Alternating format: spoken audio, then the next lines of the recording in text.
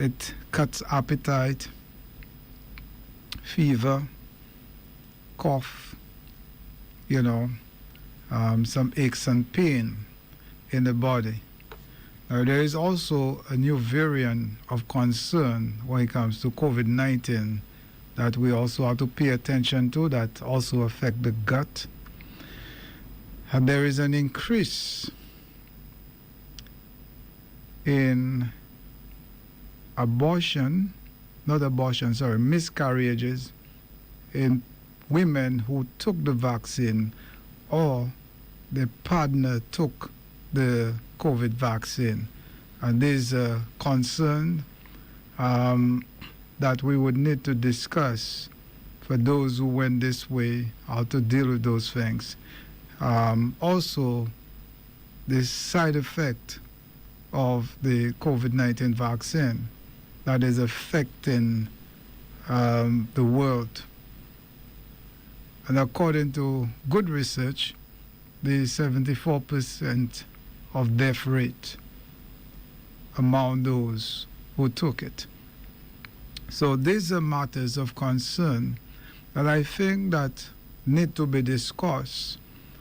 We cannot just ignore what is happening around us and just moving on with life, while many who were convinced of the decision that they made, it would have assisted them because they were lied to, and it would have helped them, and now realizing that this is not true.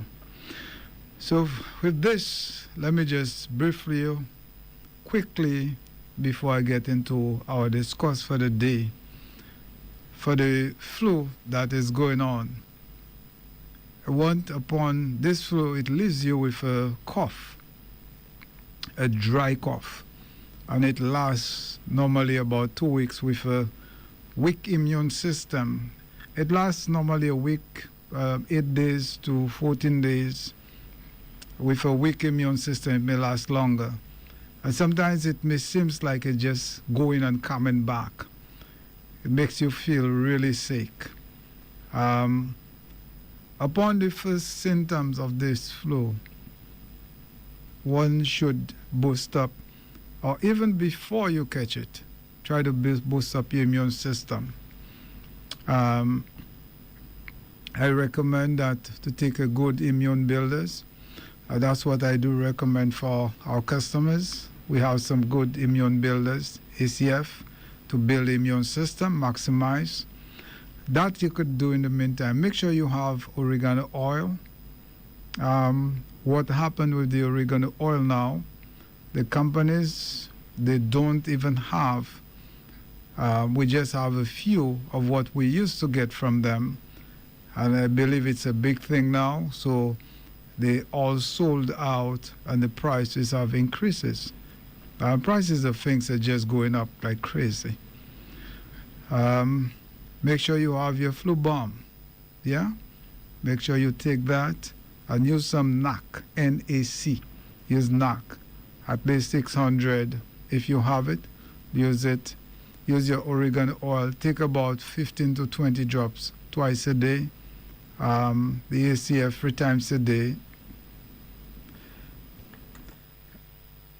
Your flu bomb, you do that as often as you need it. And also, your vitamin C, good multivitamins, get enough sunlight, drink plenty of water, stay away from sugar and fried foods, exercise, try to sweat it out. So these are some of the things that you could do to help with this nasty flu that is in the air, which we don't talk much about.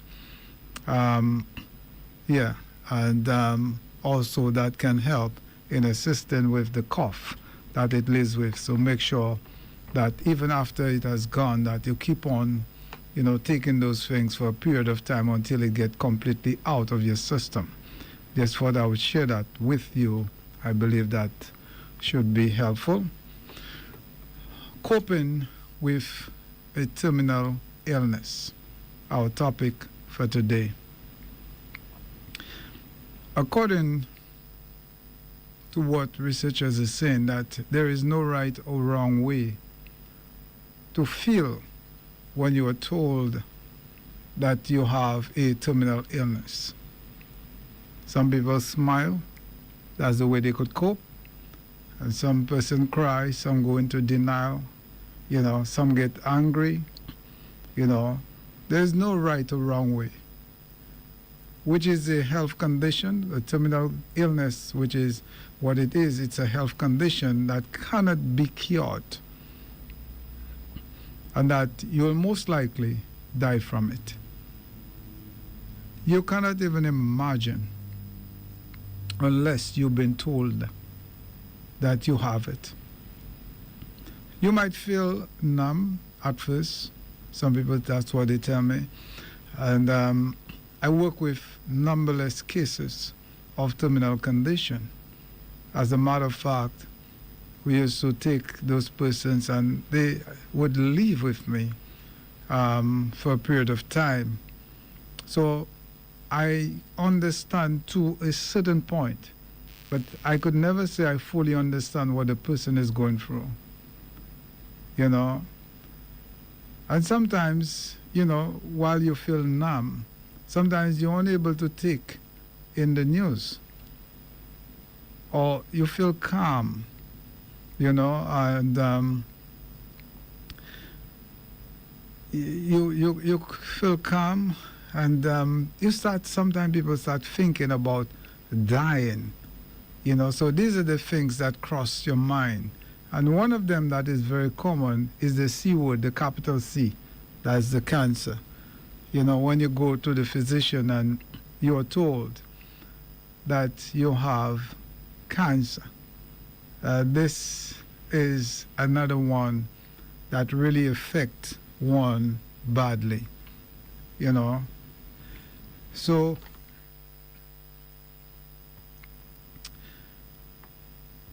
your feelings, as time passes, you may experience a range of emotions.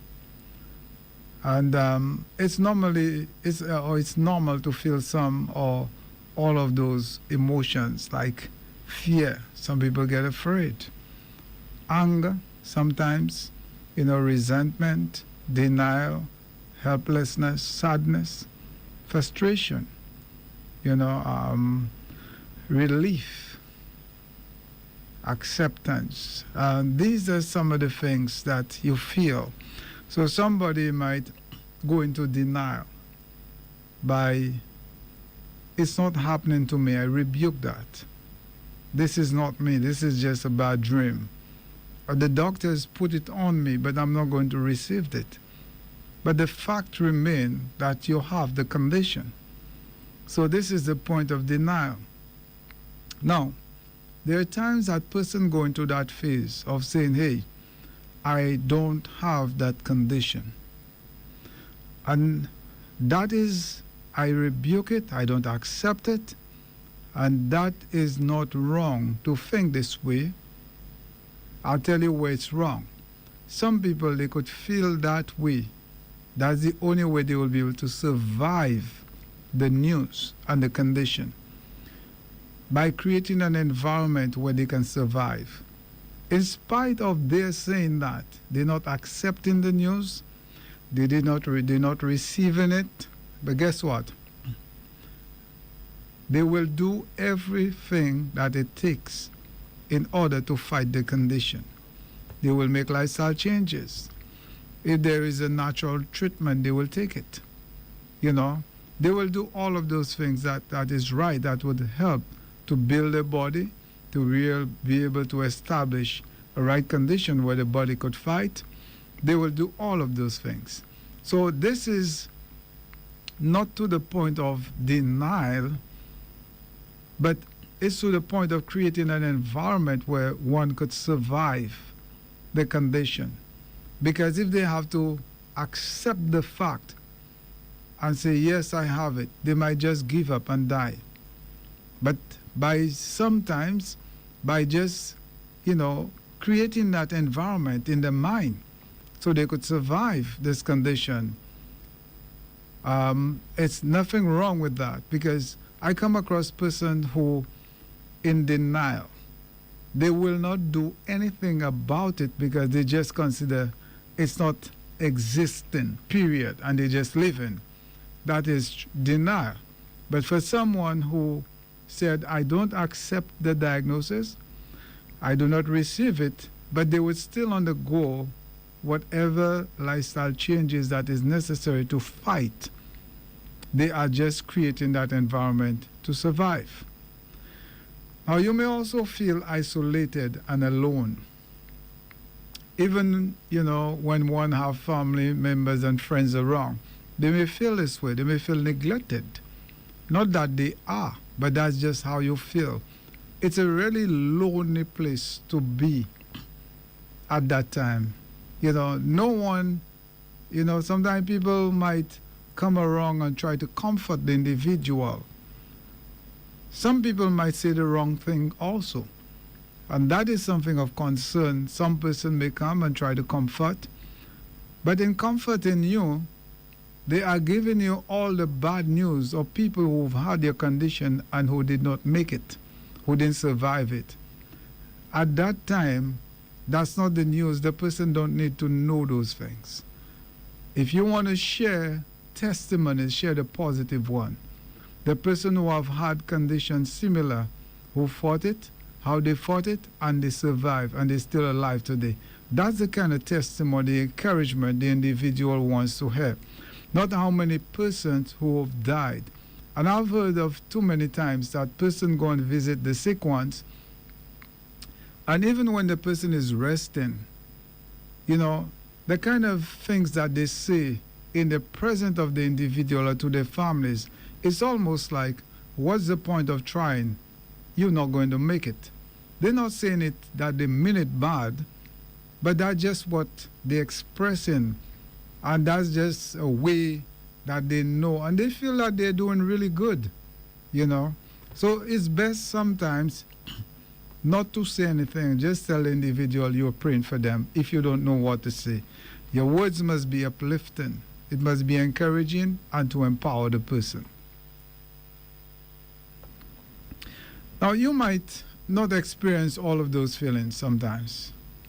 And if you do, they will not necessarily come in any particular order in terms of this is the way that you feel denial and this and that first. No, it may not come out this way. Everybody goes through it different.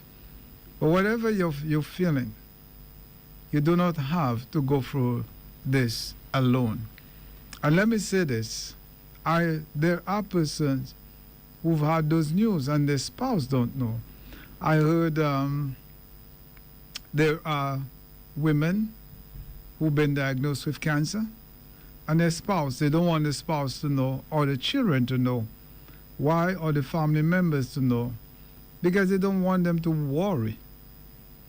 But you're not doing good for the family if you're going to keep it to yourself.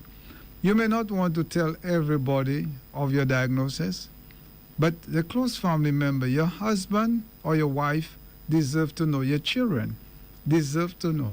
As much as you might feel that they might not be able to go through it, they deserve to know. Because you need that kind of support. People need to know what you are going through and what is happening so they could start preparing and in ways to be able to support. You need that. So, say for example, one who are going through a terminal condition and who don't tell their spouse, there are days that you will have the down days. But no one knows what you are going through. So when you have those down days, people in the mind are just assuming, not even knowing what you are going through. And that is wrong. You should be able to trust your family member.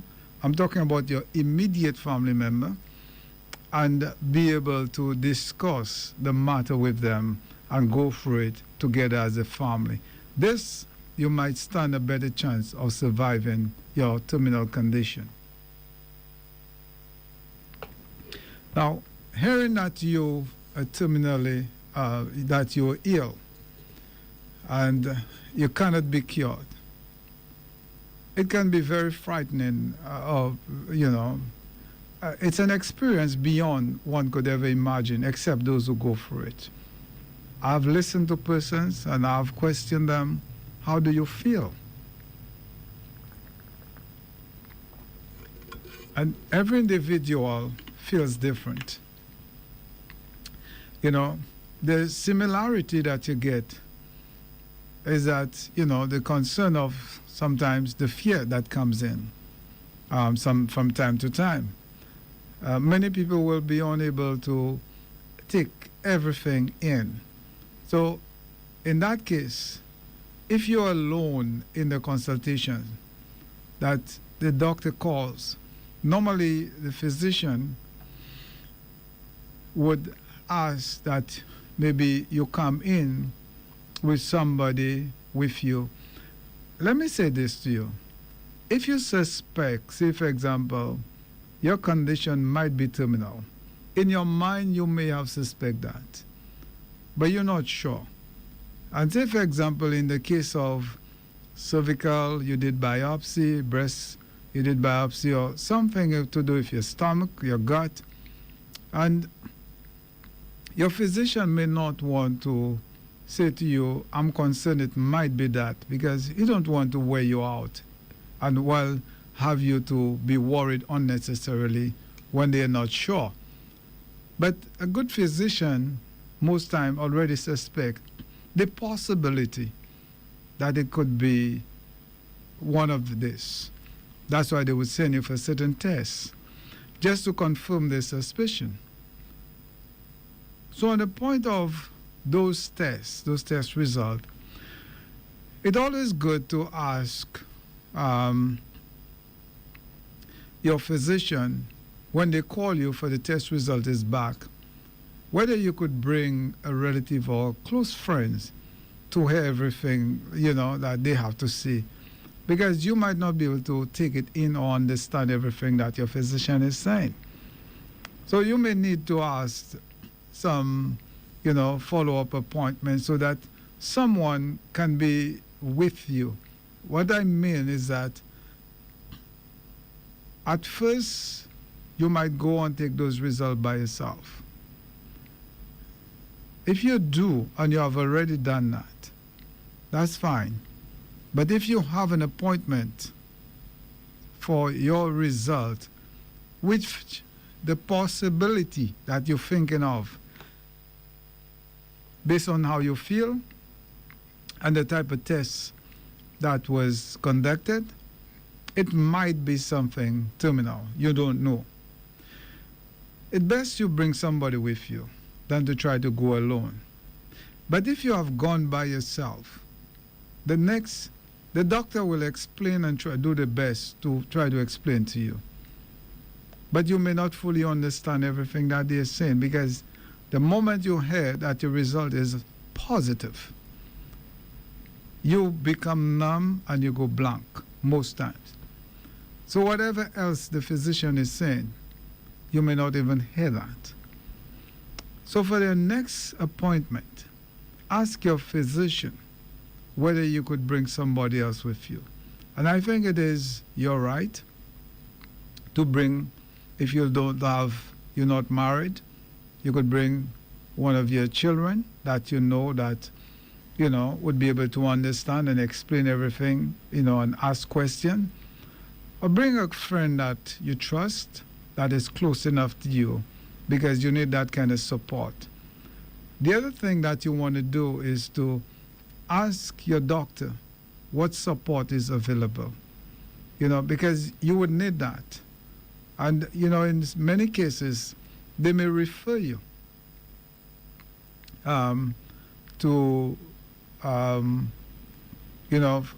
see a specialist, you know, alongside with the treatment that they recommending. Or they may, you know, they may have groups available that are able to assist in terms of comforting, or support group that may be able to help, and other person in those group will go through similar condition like yours. Now, you know, you may want to choose if you want to be a part of those groups. Because the fact remains that sometimes the belief of those groups is not what you want at the time. So the general practitioner will also, know if there are some local resources or support group that you could get in touch, and will explain to you as to the details. Someone from, I think, either the US or Canada, one of my cases, with a type of cancer that was very aggressive. It's one of the most aggressive type of breast cancer. And what this person did, when he went to the the oncologist's office, they did record everything. And because they know they would not be able to explain everything to me, so they did the recording of everything and sent me a thorough details of the report in terms of exactly word to word what the physician explained to them. While I was listening to this, it was so fascinating and amazing how professional some physicians are. And that was outside of St. Lucia. The individual went in with a list of questions and asked the physician details about the condition and the treatment. I think I have a few of those cases. That person have sent me those recordings so I could not to publicize, but just to hear the details of what the physician is explaining as to the suggestions in terms of what treatment naturally that I have available and would be able to assist with what the physician is recommending. And in every case, it has been so amazing, how the physicians, they're not in a hurry, would understand the comforting words, the encouraging. And, it's like, take your time, and this is what to expect, and thorough details of the treatment step by step. Also explain to them that there is a support group. There is another physician or nurses that they would send them to that would explain the medication and the treatment to them. Amazing, and you make a decision. No one rushes. They let you know the extremity of your condition, and but there will be persons to support you to go through it. And this is so encouraging to hear, like empathy, even one that is a physician to empathize with the sick person or the person who have the terminal condition. So you want to, some of the questions that you may have for your general practitioner, that informations and services about your illness. Sometimes you have persons who are saying, hey, they have this condition. One, you diagnose with a condition, terminal condition. Say, for example, cancer, which is very common. Now they're saying, hey, you need surgery, chemotherapy, radiation. If one chooses to go this way, then you get a cost in for it. The cost in itself is a disease on its own, and you have no way of financing or where this finance will come from. You have no insurance. Most people in St. Lucia don't have insurance, medical insurance. You don't have that kind of saving. As a matter of fact, you're struggling. And now you are diagnosed with this condition.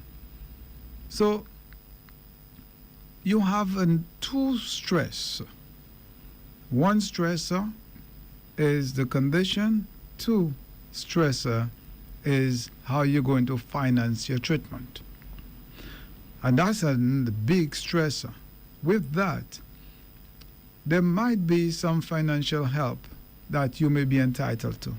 In St. Lucia, we don't have many, but there might be somewhere you could go. So you could ask those questions, and some support group also that could help in terms of facilitate your counseling, because most persons who get those news, they don't take counseling. They don't get counseling because that's something else you have to pay for. And they try to counsel themselves. And most time the stress of the news is what killed them before the condition itself. So another point I want to share with you is don't go for it alone. Try to find somebody that you could talk to. That is important. You cannot handle this alone. Try to find somebody you could talk to. Not everybody that wants to talk about what they are going through. Sometimes people may not want to. That's fine. But what you must understand, a terminal diagnosis, it can bring up worries and fear. It can also help, to talk about those days so that, they do not start to feel impossible to deal with.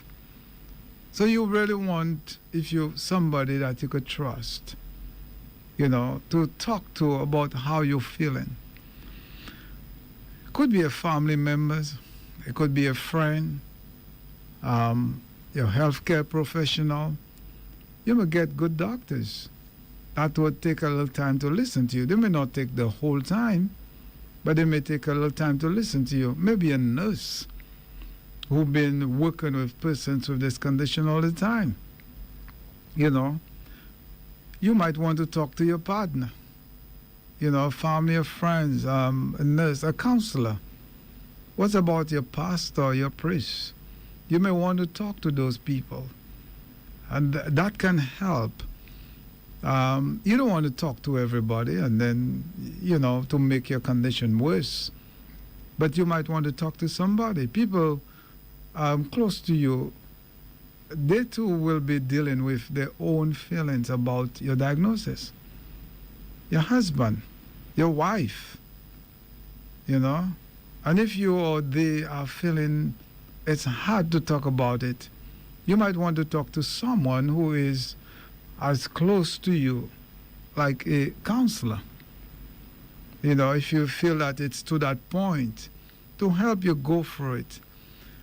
Sometimes we think counseling is when our marriages are breaking apart, when things are really bad with us. I believe we need counseling to keep our marriage. I think counseling is a tool that, to equip us with tools to better what we already doing and to improve in what we already have, that we could secure it. So I don't believe counseling is because our things are breaking apart. I believe when things are going well, we might need a little counseling. We may not need it all the time, but we will need a little counseling from time to time, just to keep it sharp, So your doctor, your nurse, they can help you find a counselor. If you're somebody who's part of a religious denomination, you may have your pastor there. You may have persons. Say, for example, if you're a Seventh-day Adventist, we have plenty of counselors, good professional. Even on this radio program, radio station, we have counselors that are equipped to be able to help you to go through some of those things that you're going through. And sometimes you're not just dealing with the terminal condition, you're dealing with bad relationship. I know there are persons who have been diagnosed, and while during the diagnosis, the spouse decide they can't continue in this relationship. So you have all of that trying to deal with There is no one person that I know that could handle this on their own. It's difficult, you know. So you can also maybe do your search and find out, you know, if there is somebody that you could talk to. It can be very useful to have someone to talk to, you know, and at night, if you cannot sleep, especially, somebody you could call, you know that you could call, because sometimes the night could be very lonely, you know. Make sure there is someone that you can ring, because not sleeping at night, it can be very difficult. All kind of thoughts come to your mind. But also you must recognize that you do not have to lie in a dark and try to sleep. Sometimes people feel that they need darkness to sleep. That would help them. You don't have to, you know. You can turn on the light and do something else. So there are different ways that people cope with things. There are different ways and different methods being used, not one size or one cap fit all, but this is the step that is necessary. It's very, very painful. And, you know, I try to imagine. I just want you to, with me, just imagine that you are the one who get this diagnosis. And you might be listening to me that you've had this diagnosis before. I get this call on a daily basis. Before I came to the station, I had a few calls. I had calls, you know. And I'm certainly sure maybe by the time I leave the station, that person who are going through these things. And man, it's hard. It's hard. I don't know how to say it. It's just really, really hard. And sometimes you're lost for words. But all I could do is I know that there is hope for people. There is always hope for you. In spite of the 99% that did not survive that condition, there is a balm in Gilead. And there is a physician there. His name is Jesus. He can cure you. He can heal you. What you desire is, you should desire first is spiritual healing. And once he have healed you spiritually, then he gives you that inner peace that passeth the understanding of mortal. And you need that kind of peace to go through this time. You know, you need, God wants us to get to a point where we're no longer afraid, because fear is what will kill you. The news, say for instance, the word cancer have killed more people than cancer itself. Cancer is like the lion in the jungle. That male lion, when it roars, everything stands still. The animal freeze. They don't even, you know, fight or try to escape no more, because they fit now. They feel defeated. That's what it does. Fear does that. It cripples you. But God have not given you a spirit of fear. And once that fear is overcome, that fear is overcome with a spirit of cheerfulness and thankfulness, knowing that even if that condition take you to the grave, but there is still hope for you beyond the grave. Life eternal have been guaranteed, and to us, all those who accept Jesus as the Lord and Savior. And with that in mind, you don't even focus or worry about what just happened to the flesh. But now you see a glimpse of light at the end of the tunnel. What you see is eternal life. What the Almighty God has promised us. A place where there will be no more death, no more sorrow, no more pain. For this former things would have passed away, and all things are becoming new. A new body, yes, one that will not get sick anymore.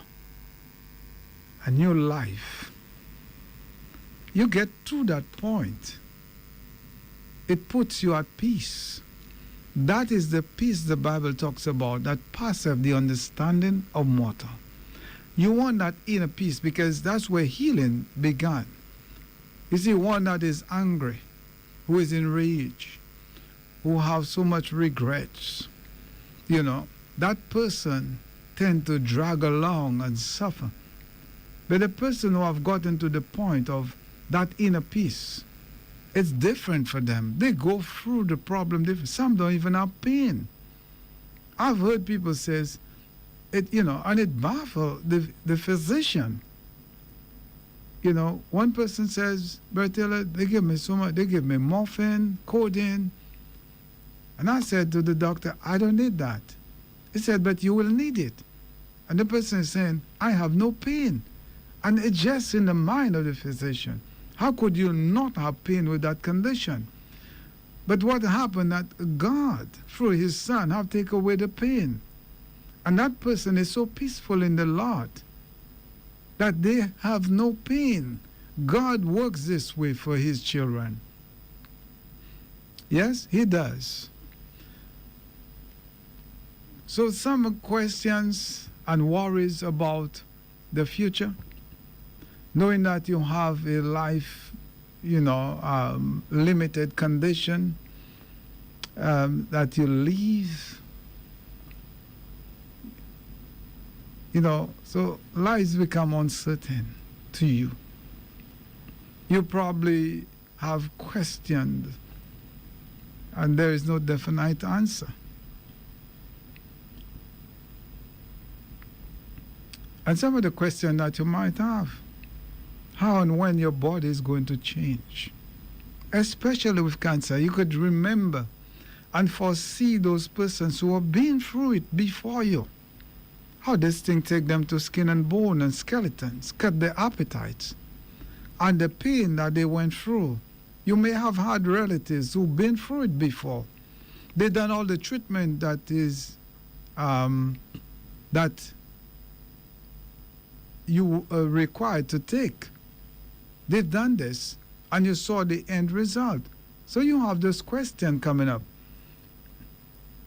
The effect, this will have on your independence and relationship. If you're male, can't provide for your family no more. If you're female, for somebody, have to do everything for you. You've seen. These are the things that when we looked at and the individuals who have received those diagnoses, we don't understand what they're going through. And sometimes that's why we don't show empathy. What's about your job and your bills, your children? What will happen when you fall sick? How will you pay your bills? And then you're starting to contemplate in your mind how much time that you have left. I'll tell you something. We all have a day to go. It's dated in the books of heaven. We just don't know it yet. But with this one, it's just that they're telling you. So being diagnosed with a terminal condition, it gives you an opportunity to make it right with God. Because people die every day. It can be you. Then the fact remains, we don't know when our days or our time will expire here. That's why we must always be ready. You're not knowing what exactly what's going to happen to you. At the end, it can feel so overwhelmed. And sometimes you feel upset. Listen, my friends, it's a lonely place to be. It's a hard place to be. You know, it's normal to feel like this, and it might be helpful to talk with others with who are going through similar situations and hear how they cope with those feelings. You may want to ask your physician or the person that you're working with or a nurse about local support group for people who are living, with those life limiting illnesses. And they might have that you're not aware of because, when you're well, we don't look for those things. It's just like you don't eat certain things. So when you go to the supermarket, you don't look for it. That doesn't mean it doesn't exist. It's there, and that it is so, so we talk about cancer and other conditions, what to do, how to prevent, natural treatment. What's about the news that you receive this week, last week, last month, last year, a few years ago? How do you cope with that? This is what I'm doing. The Lord pressed upon my heart to share with you. This thing is real. It could happen to any one of us. No one is immune, including myself. So when we know people are going through that, we must show empathy. See yourself in the individual. Don't take nothing personal. You don't know what they're going through. We don't know what people are going through. I'll take a short break. After the break, when I return, I'll open the line so you could call, and we shall continue from there. Rodent control begins with sanitation. An available food source is the main reason for the presence of rats around the home. Every effort should be made to eliminate rodent sources within and around the home. Ensure that food preparation and consumption are followed by proper cleaning of countertops, tables, and sinks for the removal of all morsels. Place this waste in bags, tie them, and put them in garbage bins. This message is brought to you by the Ministry of Health in collaboration with the station.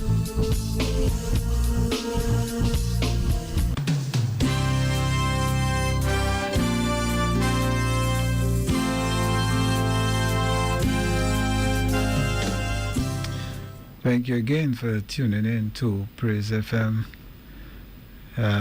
Just want to thank you for staying tuned. The line is officially open for 521011.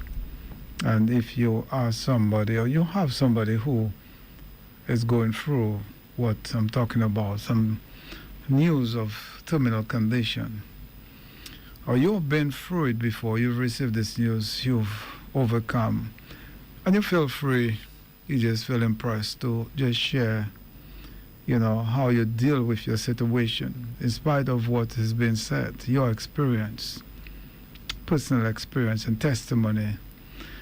It's greater than anything that could be documented because you went through it yourself. The first time, how you felt. What did you do? How you cope with it?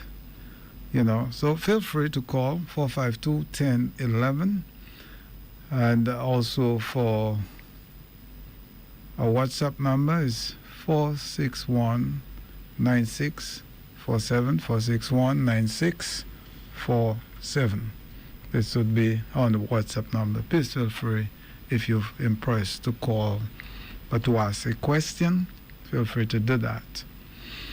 So we continue and sharing about how to cope with terminal condition, what people are going through real life. I just feel impressed to share with you as to some of the things that we don't know, or we, since one have not been through it, to understand what others are going through. And this is the reality of life. Today we have a statistic of 1 out of every 4 person has cancer. And it's not the only thing that kills people, but it's one of the diagnoses one person gets. It really scared them. It's a disease of concern because we know it's terminal.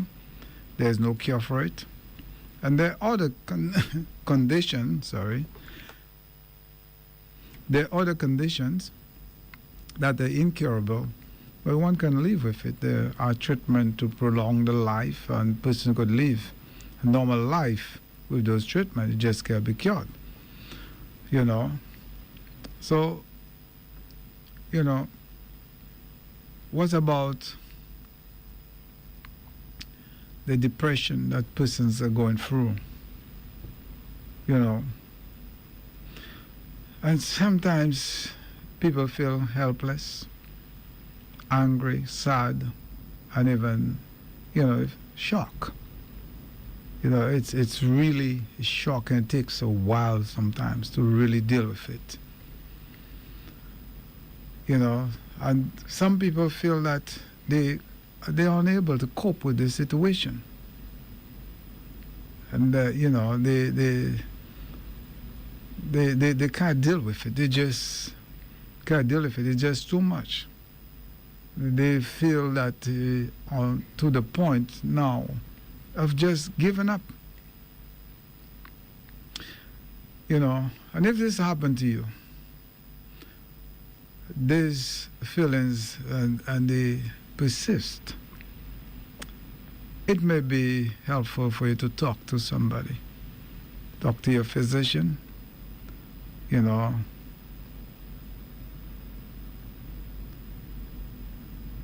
a call.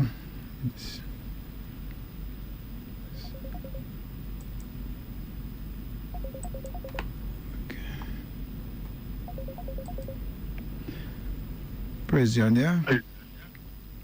Good morning, Brother Taylor. Good morning. Blessings.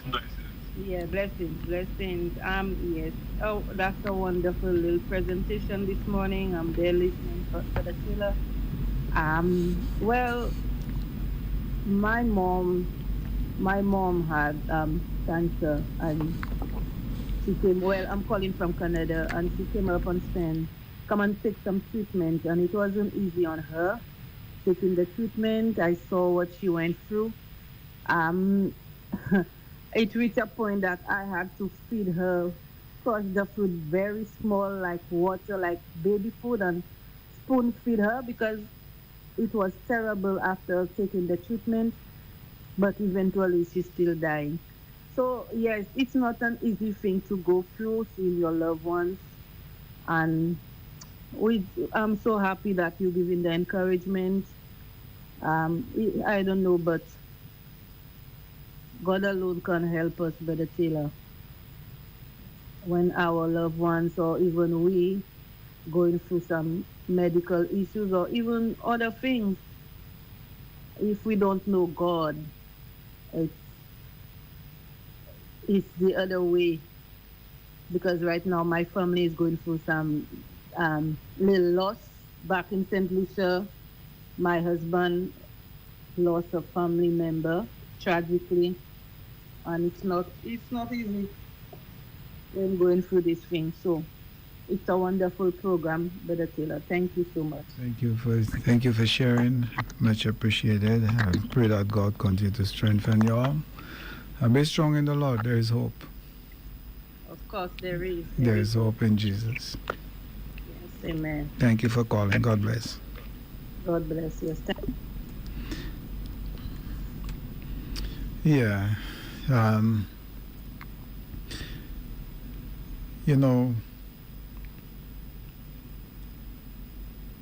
Living with a terminal condition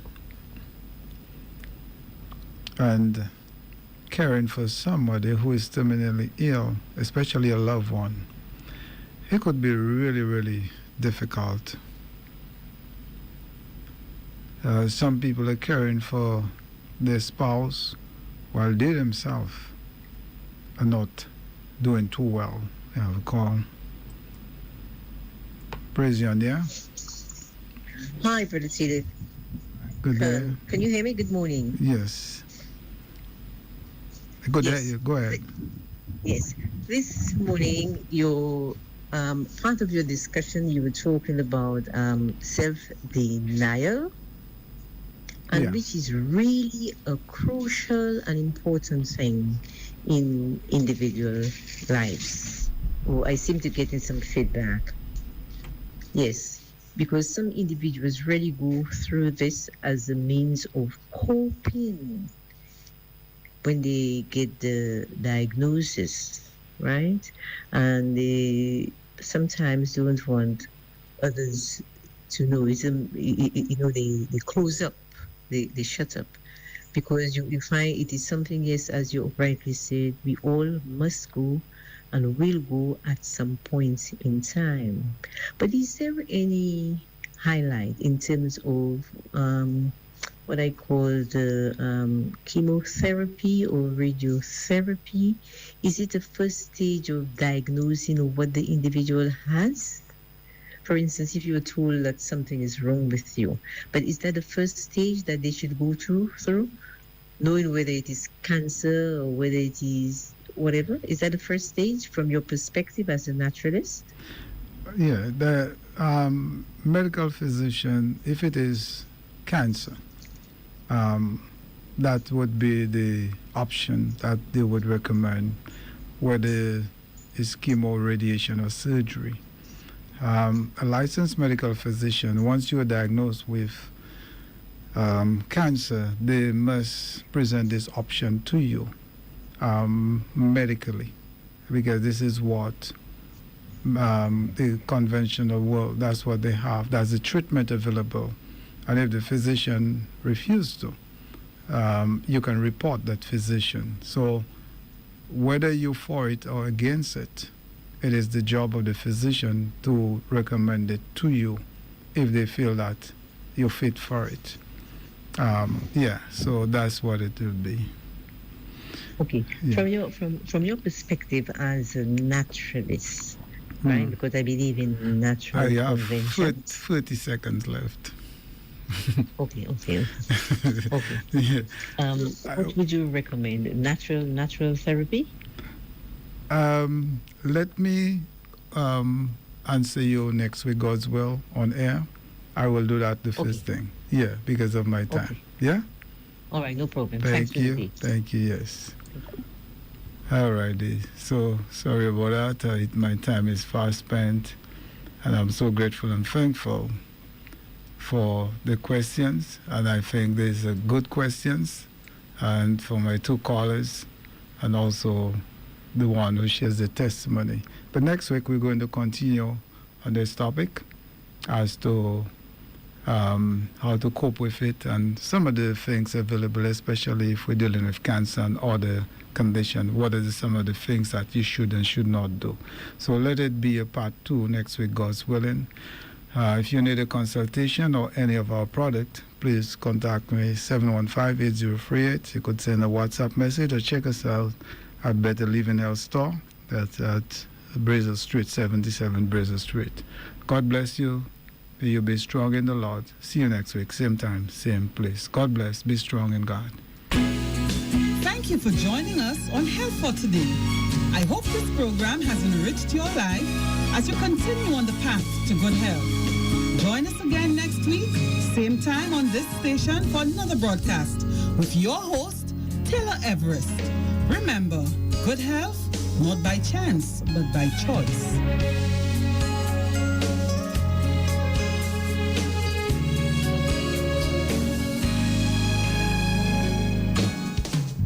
The views and expressions expressed on this program do not necessarily express the views and opinions of Praise FM and the Seventh-day Adventist Church or the St. Mission of Seventh-day Adventist. Listeners are urged to use their own discernment to draw their own conclusions.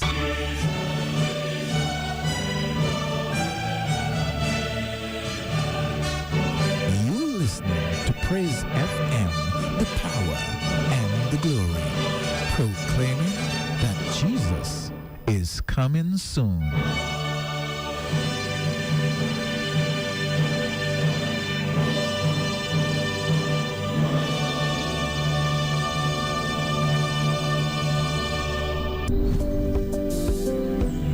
New York City bank made a little mistake. Instead of crediting $280 to a customer's account, it credited $81 trillion. 2 staff members missed the mistake before a third bank employee noticed. Turns out there was no way a payment like that could actually have been made, but that's quite the error. Some mistakes can